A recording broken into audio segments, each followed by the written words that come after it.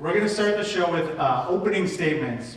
I know nothing about law, but I know this. By the end of tonight, I will say things like objection and hearsay, because I saw them on television. And if given the opportunity, I'd probably try to say please the court in a really dirty way. I'm not smart, I'm a college dropout, and I drink too much. So I'm pretty much a lawyer, I think, right? But this is making my mom happy, you know? Because I get to tell her that I'm like being a lawyer and stuff, and you know, even for one day, you know? So you know, keep it going for Russ Williamson, and no dick and fart jokes tonight, Mom, all right? Okay. Look here, I don't want to be your lawyer, you know? I want to be your best friend. That's what you need when you walk in the courtroom. You did some shit, you need somebody to just fucking believe you. I fucking believe you. And that's what you need when you walk in that courtroom. That's somebody that's gonna believe you without a shadow of a doubt. That's it. Jim looks like a divorced dad, and then Calvin looks like the guy his ex-wife is fucking. You know? The first section of the show, which is called Is That Right?, where comedians will weigh in on legal matters that are in the news or real cases that have happened. A law in Virginia where it's illegal to have sex unless you're married. Is that right? No, it's not right, okay? Because I think married sex should be illegal. I'm gonna go home tonight and I'm gonna have that hot, steamy, gross married sex where you go into the room and you're like, hey, are we doing this tonight? Because I'll take a shower, huh? No? All right, well, I'm not taking a shower. It's kind of like that. I'd just like to say that I wish me and my ex-wife lived in Virginia, then maybe we wouldn't have to worry about this Calvin situation we're going through at the moment. How did they know if you fucking? Like, that's like, How they police they got like fuck patrol, just like driving around neighborhoods. Let's be clear here, Jim has never been married and he doesn't have a wife, right? Oh, I don't know. I just feel, because people are starting to feel sorry for you. And I don't want you to win out of sympathy, so. In Israel, a prospective tenant responded to an offer by a landlord with several emojis, including a champagne bottle and a thumbs up emoji, after the landlord provided the rental price and details. The hopeful landlord took the emojis as an acceptance of the offer lease terms. If I send you an eggplant emoji and you send me back a thumbs up, we fucking. I don't care. I think it's right, because you know, probably like a millennial wrote the text, right, with like emojis and stuff, and I think we all know that millennials are stupid. And if an eggplant, we fucking too. So, yeah. A lady sued Starbucks for having her iced coffee having too much ice, which she claimed was a misrepresentation of the amount of liquid she would receive. Well, I think the important thing here is that you know, she paid for something. And then, To back up Russ's point, I mean, you can clearly tell that that woman is white by the fact that those are her concerns at Starbucks. That is the whitest problem you could possibly have at Starbucks. If somebody give you a cup of ice, you know it's a lot of ice. Just fucking say, can I get less ice? you won this last time? Yeah. Disagree. I mean, look at y'all. He's got a basketball game in like 20 minutes.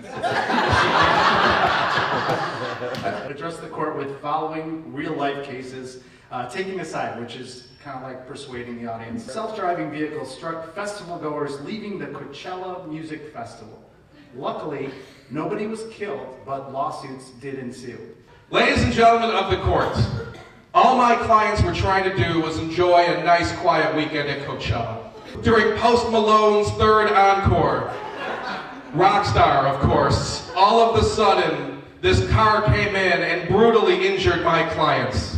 21 savage injuries were sustained by these people. I don't want to live in a world where young people can't do drugs with 125,000 people and have promiscuous sex and watch Beyonce put on literally the greatest performance of all time. You know who didn't get to see it? My clients, because of that self-driving, nay, self-crashing car. We won $10 million in lifetime passes. Russ, you are going to defend the vehicle manufacturer. Yeah. First, what were all those people that went to Coachella wearing? Because if it was like camouflage or something, that truck can't fucking see what's going on. They don't, you know? And first of all, okay, or second of all, I'm a little high, but second of all, anyone that goes to a music festival should be run down in the streets. I You're going to represent the driver of the vehicle because the self-driving vehicle has a driver.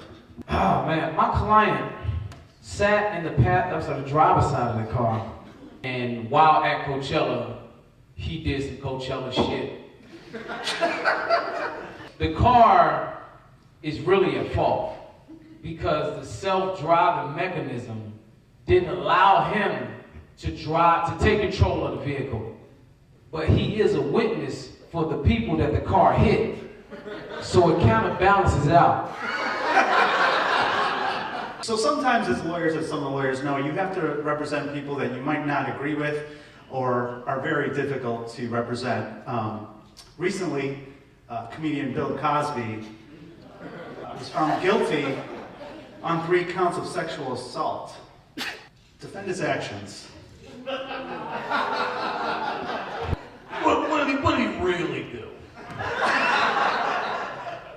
You know, think about it. Think about those women. They have a cool story for the rest of their lives, where they got to hang out with America's dad, do drugs, and get some cum on their feet. I mean, what?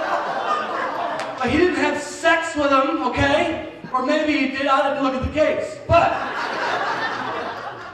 Like, we used to do that to the first person that passed out at a party in college.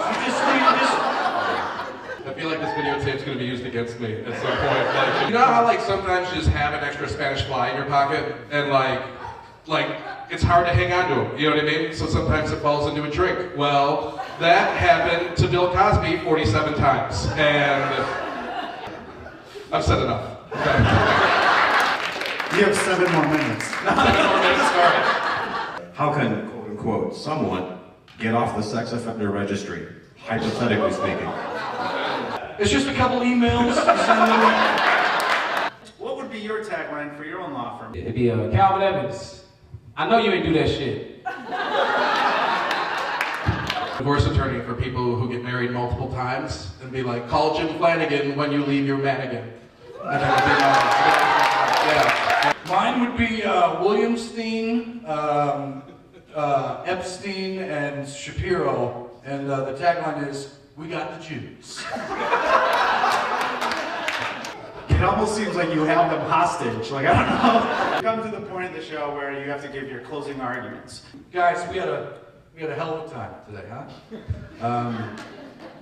But I'm not going to talk about why I should win because of me. I'm going to talk about why I should win because of them. Okay? You got nerd over Flanagan back there, and you got Calvin in matching pajamas. So it's like.